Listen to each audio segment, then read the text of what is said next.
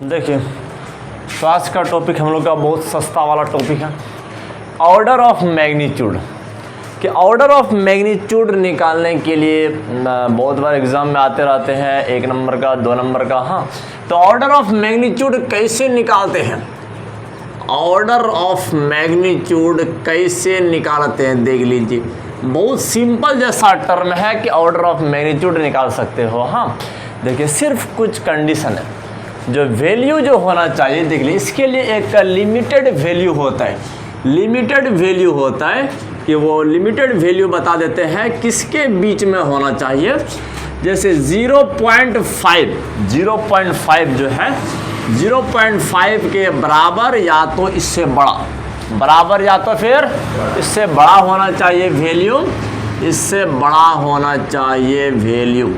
तो ये जो वैल्यू होना चाहिए 0.5 के बराबर या 0.5 से बड़ा होना चाहिए, और इसके बाद 5 के बराबर या 5 से कम होना चाहिए। हाँ, देखिए, वैल्यू इस बीच में होना चाहिए। अगर इस बीच में वैल्यू है, अगर वैल्यू इस बीच में, मान के चलो ये वैल्यू b है, मान के चलो वैल्यू b है। हाँ, देखिए, तो चलो इसको हम b इस प्रकार से लिख देते हैं। तो समझना, अगर कोई भी, अगर तुम नंबर लिखो, कोई भी नंबर लिखना तो ऐसे लिखना, ऐसे।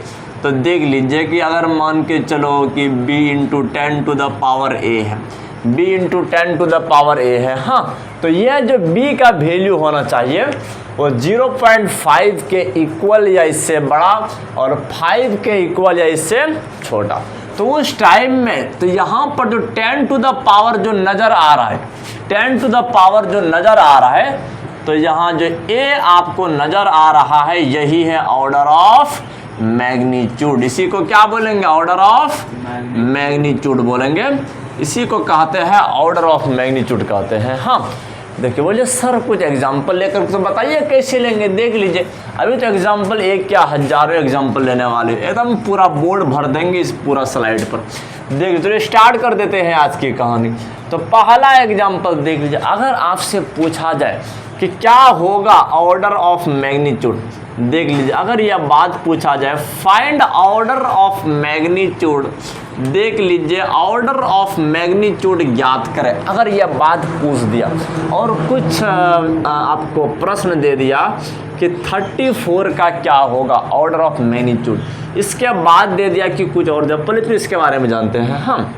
हाँ, कि 34 का ऑर्डर ऑफ मैग्नीट्यूड क्या होगा, तो समझना है ऑर्डर ऑफ मैग्नीट्यूड में कि अब ये जो वैल्यू होना चाहिए b का जो वैल्यू वो 0.5 के इक्वल या बड़ा, तो और 5 के इक्वल या उससे छोटा होना चाहिए। हाँ, अब देख लीजिए, इसको तुम क्या ऐसे लिख सकते हो 3.4 × 10 to the power 1, तो ऐसे लिख सकते हो कि नहीं। देख लीजिए, 3.4 × 10 to the power 1 हो गया है कि नहीं बच्चों। अगर 10 से गुना करोगे तो इतना ही तो आ जाएगा रे। तो बच्चों, ये जो पावर हो गया, ये जो पावर हो गया, इसी को क्या बोलेंगे, ऑर्डर ऑफ मैग्नीट्यूड। इसी को क्या बोलेंगे, ऑर्डर ऑफ मैग्नीट्यूड। तो इसी को कहते हैं ऑर्डर ऑफ मैग्नीट्यूड कहते हैं। यहाँ पर ऑर्डर ऑफ मैग्नीट्यूड क्या हो गया, 1 हो गया। क्या हो गया, 1। तो देख लीजिए, अब कोई दूसरा एग्जाम्पल लेते हैं। देख लीजिए कि तुम भी कुछ एग्जाम्पल बताइए कि जो कि कुछ भी बोल दो, कोई भी नंबर बोल दो, इसके अंदर में ही आएगा। हाँ, बोलोगे सर एक नंबर याद आ रहा है, एक नंबर याद आ रहा है सर, 2 आ गया। देख लीजिए, 2 आ गया सर जी, है कि नहीं। तो 2, इसका ऑर्डर ऑफ मैग्नीट्यूड क्या होगा, तो बता दीजिए। इसको तुम क्या ऐसे लिख सकते हो कि क्या इसको ऐसे लिख सकते हो 2 × 10 to the power 0, ऐसे लिख सकते हो कि नहीं। देख लीजिए, क्योंकि 2 देख लीजिए इसी के बीच का है, इसी के बीच का है कि नहीं। 0.5 से बड़ा है और 5 से छोटा है, उसी बीच का ना 2 है रे, 2 है। तो × 10 to the power कितना लिखोगे, 0 लिखोगे, क्योंकि किसी के ऊपर भी पावर 0 रहे तो उसका वैल्यू 1 हो जाता है। क्या हो जाता है, 1। तो याद रखना, किसी के ऊपर भी अगर 0 पावर रहे, कि अगर बच्चों याद है उसका वैल्यू 1 हो जाता है, चाहे 2 के ऊपर पावर 0 क्यों न रह जाए, इसका वैल्यू 1 हो जाता है। हम याद रखना, कोई भी इस प्रकार का हम 3 पर पावर 0 किसी पर भी, तो याद रखना अगर हमारे ऊपर भी पावर 0 हो जाए हमारा वैल्यू 1 हो जाएगा। तो यहाँ पर समय, तो ऑर्डर ऑफ मैग्नीट्यूड क्या हो गया, ऑर्डर ऑफ मैग्नीट्यूड क्या हो गया, पावर देखना, सिर्फ पावर देखो, power power power power power, order of magnitude क्या हो गया, 0 हो गया। क्या हो गया, 0। हाँ, मतलब 10 पर पावर जितना भी रहेगा वो क्या कहलाएगा, ऑर्डर ऑफ मैग्नीट्यूड कहलाएगा।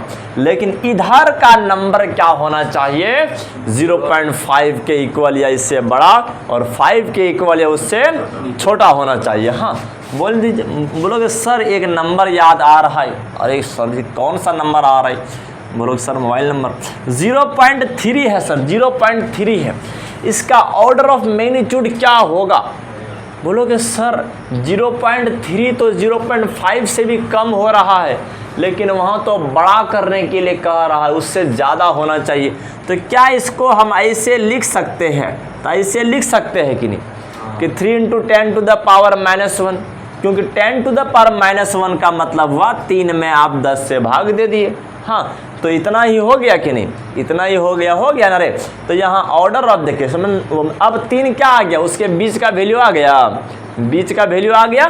तो अब बता दीजिए ऑर्डर ऑफ मैग्नीट्यूड कितना हो जाएगा, ऑर्डर ऑफ मैग्नीट्यूड कितना हो जाएगा, बोल दो -1।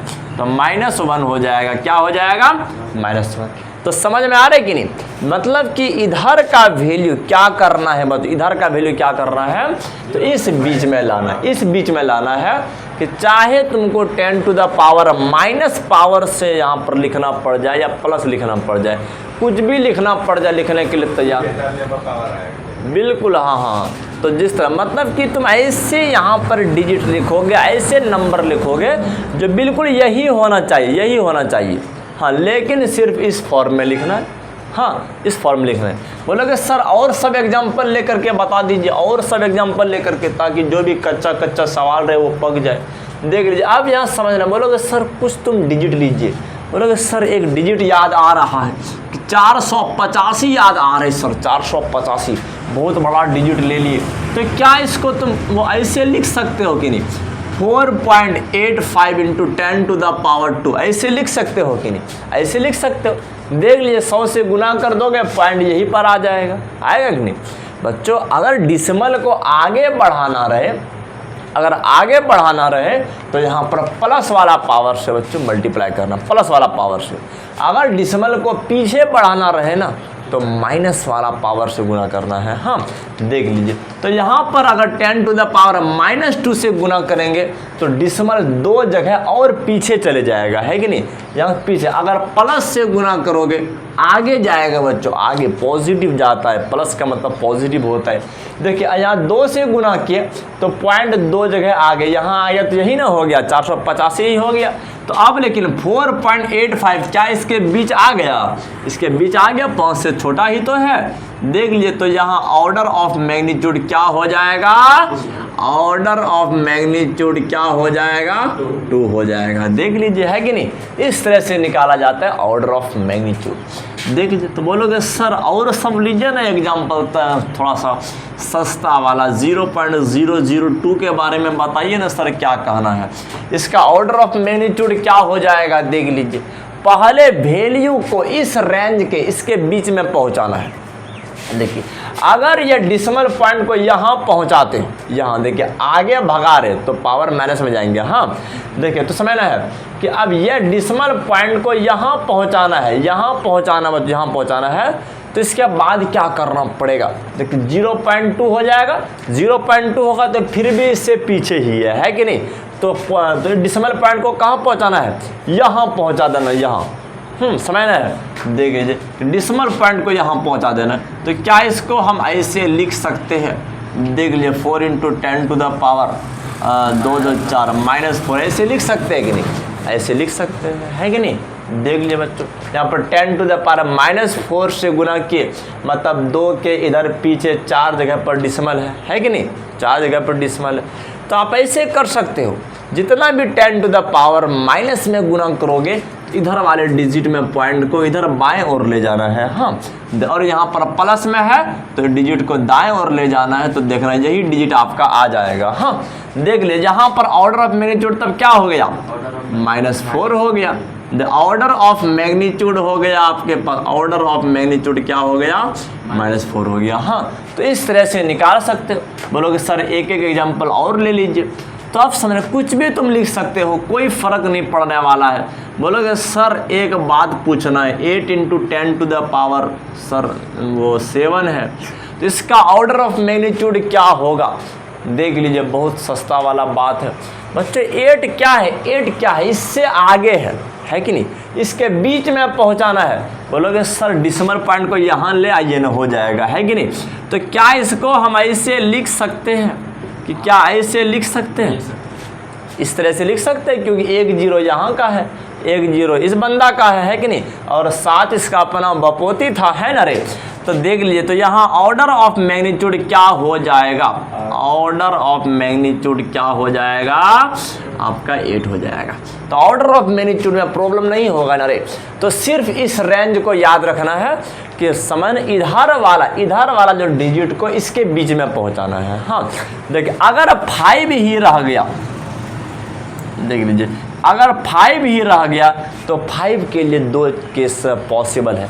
एक तो याद रखना बच्चों, इसको तुम इस तरह से भी अगर लिखते हो ये भी सही है, 0.5 × 10⁻1 लिखते हो ये भी सही है, क्योंकि 5 के इक्वल भी होना चाहिए, इससे छोटा भी होना चाहिए, है कि नहीं बच्चों। समय यहाँ पर भी 0.5 फिट कर रहा है कि नहीं, और ऊपर वाला भी फिट कर रहा है, दोनों बाउंड्री का है।